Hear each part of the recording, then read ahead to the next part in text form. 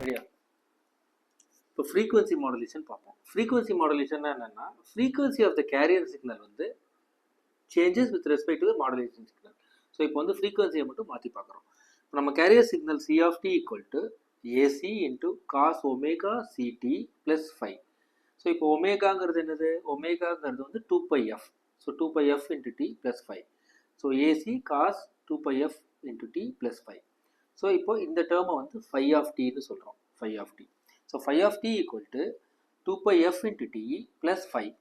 So இந்த ஃபைங்கிறது என்னென்னா, இப்போ 2πfc இன்ட்டு டி ப்ளஸ் 2π ஒரு ஃபேக்டர் கேன்னு வச்சுக்கிறோம். 0 to t time period integration X of T D T. Again திருப்பி சொல்கிறேன். Phi of D equal to 2πfc plus T plus ஒரு ஃபேக்டர் வந்து இன்ட்ரடியூஸ் பண்ணுறோம். 2π இன்ட்டு கேஎஃப்ங்கிறது ஒரு constant 0 to t X of T into D T. So அப்போ C of T என்ன வரும்? C of D equal to A C into cos 2πfc t plus 2π kf 0 to t x of t into dt. So இப்போ இந்த kfங்கிறது என்னன்னா frequency சென்சிட்டிவிட்டின்னு சொல்லுவோம். So இந்த frequency மாடுலேஷனில் kfங்கிறது வந்து frequency sensitivity. இதோட யூனிட் வந்து பார்த்தீங்கன்னா ஹெட்ஸ் பர் வாட்னு சொல்கிறோம். ஸோ இப்போ நம்ம இதில் பார்த்தோம்னா இந்த மாடுலேட்டிங் சிக்னல் இருக்கு இல்லையா, எக்ஸ் ஆஃப் டியை ஒரு இன்டகிரேட்டர் கொடுக்குறோம். ஸோ இதுதான் integrator. 0 to t x of t dtங்கிறது தான் இன்டகிரேட்டர். ஸோ அப்போ என்னவா மாறும்னா இந்த சிக்னல் வந்து x of t will become integration actually 0 to t integration 0 to t x of t into dt. So இப்போ வந்து என்ன பண்ணுறோம்னா இந்த ஃபேஸ் மாடுலேட்டருக்கு போகுது. இந்த ஃபேஸ் மாடுலேட்டரில் என்ன பண்ணுறோம்னா கேரியர் சிக்னலையும் இந்த சிக்னலையும் ஆட் பண்ணுறோம்.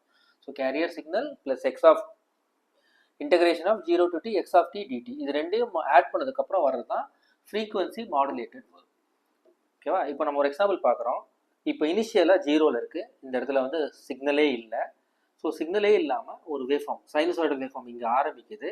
இங்கே ஆரம்பிச்சுட்டு இது வந்து பாசிட்டிவ், அப்புறம் 0 வருது, இங்கே வந்து நெகட்டிவ். ஸோ இங்கே வந்து positive delta f, negative delta f. இப்போ இந்த கேரியர் சிக்னல் பார்த்தீங்கன்னா FM equal to f c carrier signal plus delta f. இந்த பாசிட்டிவ் வந்து ஆட் ஆகுது. ஸோ அப்போ என்ன ஆகுதுன்னா இந்த இடத்த விட இங்கே பார்த்தீங்கன்னா ஃப்ரீக்வன்சி அதிகமாக இருக்குது. எல்லாமே வேவ்ஃபார்ம் வந்து ரொம்ப க்ளோஸராக இருக்குது. அதுக்கப்புறம் இங்கே பார்த்தீங்கன்னா நெகட்டிவ்ல இருக்கனால FC minus delta F. So இங்கே வேவ்ஃபார்ம் பார்த்தீங்கன்னா கேப் வந்து பெருசாக இருக்குது. இங்கே வந்து கேப் வந்து பார்த்தீங்கன்னா ஒரு சைக்கிள் வந்து கேப் வந்து சின்னதாக இருக்குது. இங்கே வந்து கேப் வந்து பெருசாக இருக்குது. இதுதான் வந்து frequency modulated wave.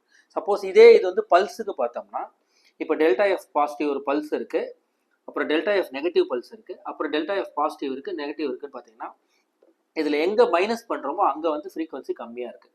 Number of cycles பார்த்தீங்கன்னா இந்த இடத்துல கம்மியாக இருக்குது. எங்கே வந்து ஆட் பண்ணுறோமோ இந்த ஜோன்லாம் பார்த்தீங்கன்னா அதிகமாக இருக்குது. ஸோ இந்த ஜோன் மட்டும் கம்மியாக இருக்குது. ஸோ ஃப்ரீக்வன்சி மாடுலேஷன்னா என்னென்னா அகெயின் ஒரு சிக்னல் இருக்குது, அது வந்து ஃப்ரீக்வன்சியை பொறுத்து மாறுறது. ஸோ இப்போ A C into cos omega C T plus phi. ஒமேகாங்கிறது என்னதுன்னா 2πf into D plus phi. So இப்போது A C cos phi T. So phi டிங்கிறது வந்து பார்த்தீங்கன்னா ரெண்டு ஃபார்மாக எடுத்துக்கலாம். ஒன்று வந்து 2πfct ப்ளஸ் ஒரு integration 2π into kf integration 0 to t x of t dt. So இப்போ C of D equal to A C into cos of 2πfc into D plus 2π kf 0 to t x of t dt. So இந்த கேஎஃப்ங்கிறது என்னென்னா frequency சென்சிட்டிவிட்டின்னு சொல்கிறோம். இப்போ இதில் பார்த்தீங்கன்னா ஒரு integrator வச்சுருக்காங்க.